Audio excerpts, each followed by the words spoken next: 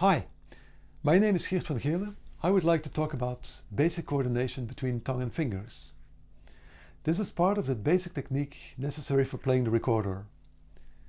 This video is part of a series that accompany the iBook Thoughts on the Recorder, which is available through my webshop kettingbookrecordings.pe. You can find a link in the description, and I've also included a clickable link at the end of this video if you want to learn more about it. Coordination requires a lot of activities that need to be synchronized. The tongue, the fingers and the breathing apparatus all need to work together seamlessly and instantaneously. When you need to learn an awkward piece in the music, things can get solved easily by slowing down the tempo so that you can find out what goes wrong. You isolate the passage, you add some repetition and bring it back up to speed. The problematic passage will be fixed.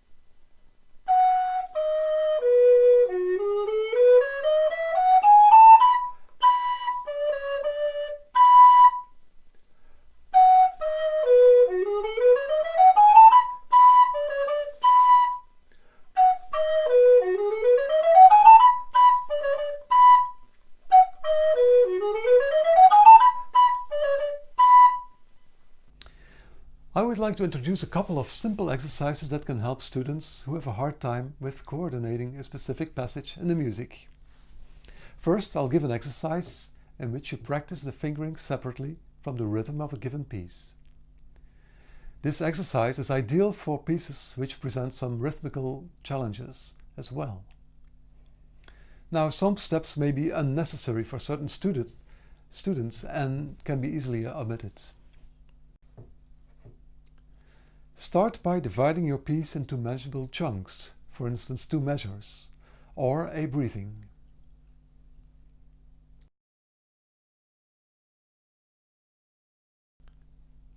Practice the fingerings of the first chunk without actually blowing on the recorder and without worrying about rhythm. Do this very slowly in order to make no mistakes, which is the important part.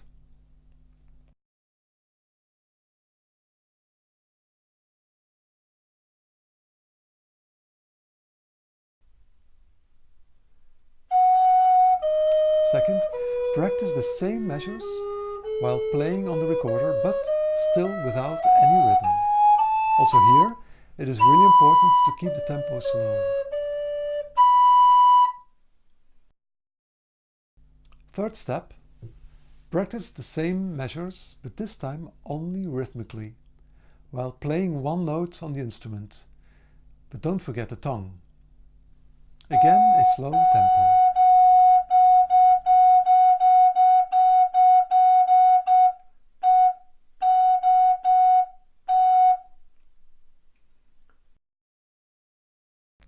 Four, turn the head of your head joint so that there are no finger holes visible. Practice the same measures while playing on the recorder with the correct fingerings. The sounding result will be the same as before, but this time you are adding the fingerings. Keep your slow tempo.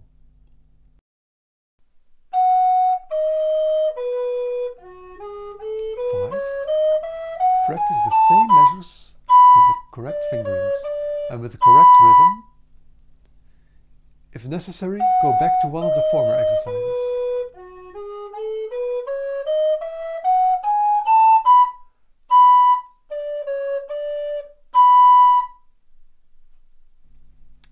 And number 6, if it works well in a slow tempo, you can now gradually speed it up. The final step, 7, will be proceeding to the next chunk and start all over with number 1.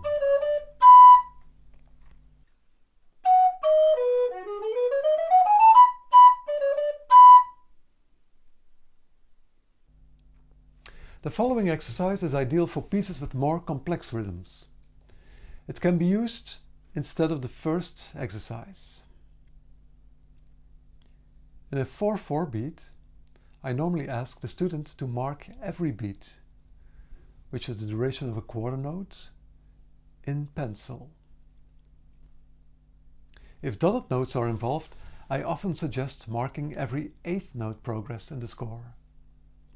It is of course always a good idea to limit the length of the passage at hand, for instance, one breathing.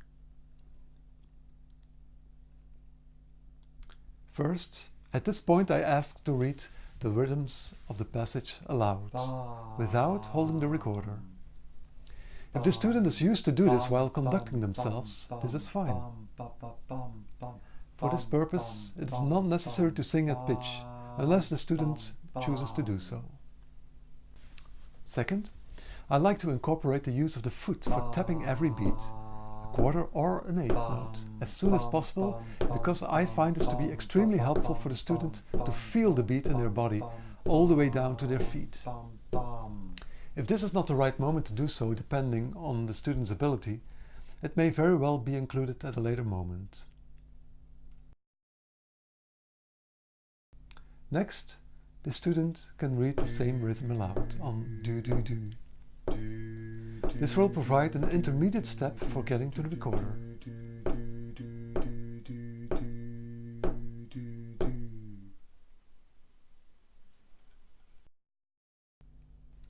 At this step, the student does exactly the same, saying the rhythm aloud, while playing the correct fingerings on their instrument, but without blowing.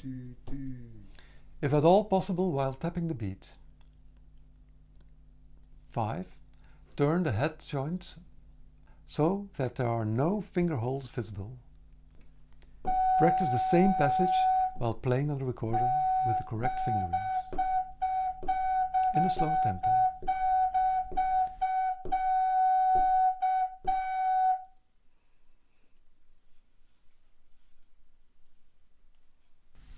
Six. Now the student is ready to execute the passage.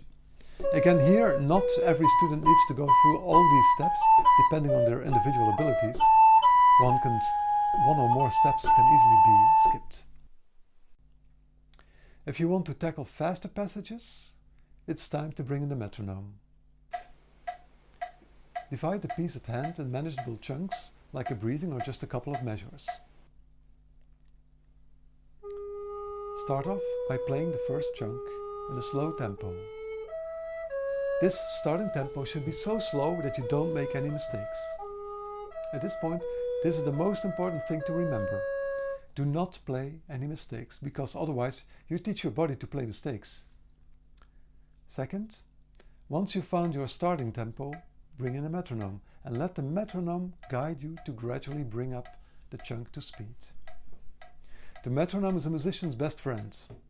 It keeps you on the right track, and it makes sure that every minute spent on practicing your coordination has the highest return possible.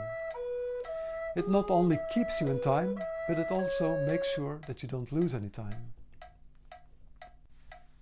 Third step, bring up the speed of the metronome in increments of 5 or 10 beats per minute, depending on the difficulty of the piece. An old-style mechanical metronome has a better division of its scale, where every step increase is audible.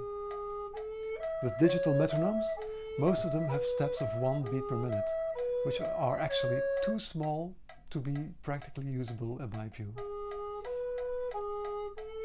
Fourth step. When you reach your limits in terms of speed, it's good practice to bring the speed back down to a comfortable level, and with the metronome, bring the speed back up gradually to as fast as possible. Make sure to always end in a slow or in a very slow tempo. Important to remember, and that's the 5th step, is that the more you play slow, the faster your playing will become. I like to compare playing fast with a domino rally. Think of, when you play slow, how you very carefully reposition every domino piece, so that when you play fast, all the blocks will topple over perfectly. A couple more thoughts about playing fast. Try not to read every individual note as you are playing. Rather, look at your score as a bird in the sky which is following a train track. The bird focuses on the turns on the track rather than trying to look at every individual railroad tie. If you have a piece of music at hand which has a lot of recurring motives or passages, leaps, it might be a good idea to color code these instances in the score with matching colors. This will help you to automate those instances without, again, having to read every single note. In the same manner, you could work with anchor notes, and these are notes that you mark down in your scores to focus on. They are the turning points of your train track, so to speak. Another way of looking at them is that you perceive these notes as stepping stones, from which you leap from one stone to the other. You may even give a slight accent on them while practicing. These notes will make sure that you keep your vision focused on them, blurring the other notes in between. That's all for now. If you follow the link, you can watch the next video on how to work on trills and double tonguing. That will be the first video of the Advanced Techniques section. Thanks for watching and see you next time.